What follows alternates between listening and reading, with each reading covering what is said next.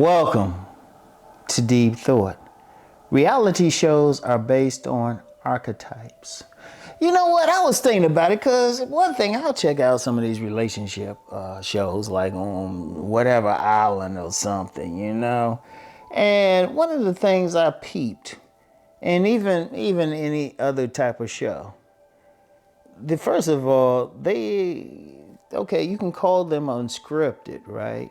Yeah, they don't have a script, but they do have directors. And they probably have some directors say, well, focus on this or that. But you got to go deeper than that because you still don't know what someone will say, even if you suggest they say something.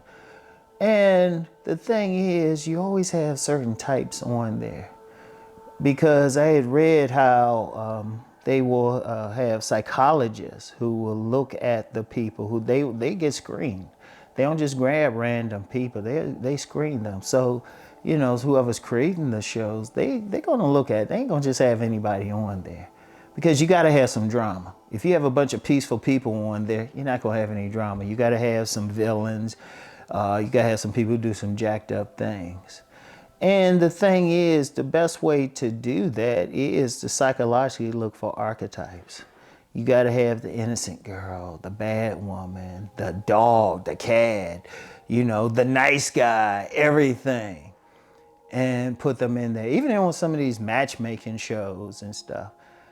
Now, I haven't found instances of this I would probably have to really dig. But if you were to probably get some of the producers of the show and the psychologists that work with them, they pretty much knew this type of woman would show some interest in this type of guy and vice versa.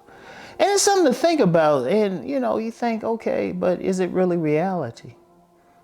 Because here's where it gets a little bit more deadlier. How much of it is propaganda? I was watching one show, I ain't gonna give the name of it, but I saw something and I was getting pissed. But then I sat back. I said, wait, why am I getting pissed? This is supposed to be just some entertainment. But then I said, this is some interesting propaganda. I'm not gonna promote the show itself. I'm just gonna pay attention. Like you watch the shows, ask yourself, okay, this is supposed to be reality, but what kind of person they have portraying this character? Who do they represent? Because I want y'all to get deeper into archetypes. The society is full of archetypes. And I don't mean through some astrology or some holistic discipline, even though you do have those type of archetypes, but as far as the type of behavior, how people behave, how they look, how they dress. I give you a basic example. Okay, y'all see me now, I got, the beard. Hair's not as shaved, but I can shave it. But that's actually an archetype. A black man with a shaved head and a beard is an archetype. Or men of other races or any race looking a certain way. Women looking a certain way. There's certain archetypes for it. And we identify that when we see people who are dressed a certain way, they groomed a certain way, even a certain race, automatically we start trying to put them into an archetype. We try to say, oh, this person looks like this. And and it was like, it's programming. Like if you show somebody behaving a certain way, a lot of people relate to it. And you can actually influence someone's behavior. That's one thing that's done in advertising. If you look at advertising, look at the advertising. Like I was looking, it was in one of these magazines. I think, wait a minute, keep my mag. The Fortune 500, right?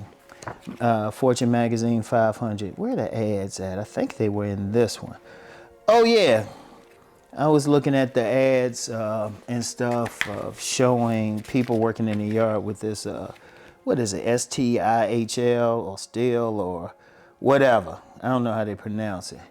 But I was looking at the people in it. And, the thing with it is these are ordinary looking people. These are ordinary looking people. People can relate to it because it's showing a certain archetype.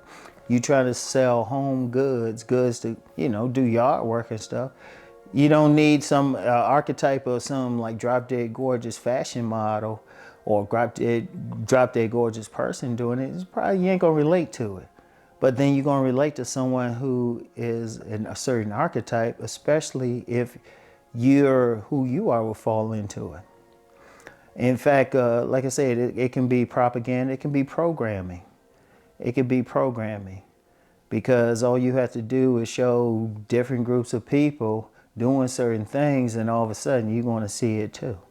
If you look at a lot of styles that have come from the movies, videos, stuff like that, then people can recognize it, certain images. That's why people feel like you should look a certain way, but it fits a certain archetype.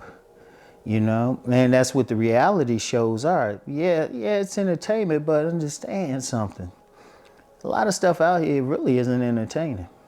I'm gonna tell you what, a lot of stuff out here is programming, and a lot of programming is negative. A lot of programming is negative. Now it can be positive.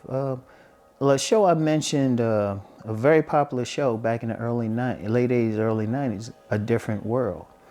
It was life on a black campus, and it was a genius black college campus. It was a genius show because every one of the characters represented a certain archetype. So it reached a lot of people, and interestingly enough, at that time, the enrollment at historically black colleges went up. Because you look at the characters, somebody can relate to the character. Then that's a program and boom.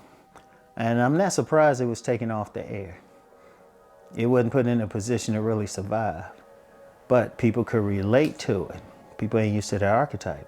And that was actually a spinoff of the Cosby Show. Even though that was a very popular show, it actually went against a lot of people's idea of an archetype. They were like, that's not a, like, well-meaning liberal whites were saying to me, well, that's not a normal black family. And they were well-meaning in their hearts, but I'm like, well, normal to me. I've seen that. But you didn't see that archetype a lot at the time. But then when people got used to it, it was a different thing. It was a different thing. But, and those are just two examples. But when you look at these reality shows, look at it with a third eye. Really look at the characters. Yeah, I know they got their names and stuff, social media, but look at how they're playing. What does it represent? What's trying to be sold? I mean, part of the thing that could be sold is just makeup. Because I've seen some of these people in some of these shows, the women in particular, and, when they don't have that makeup on, it's like, damn.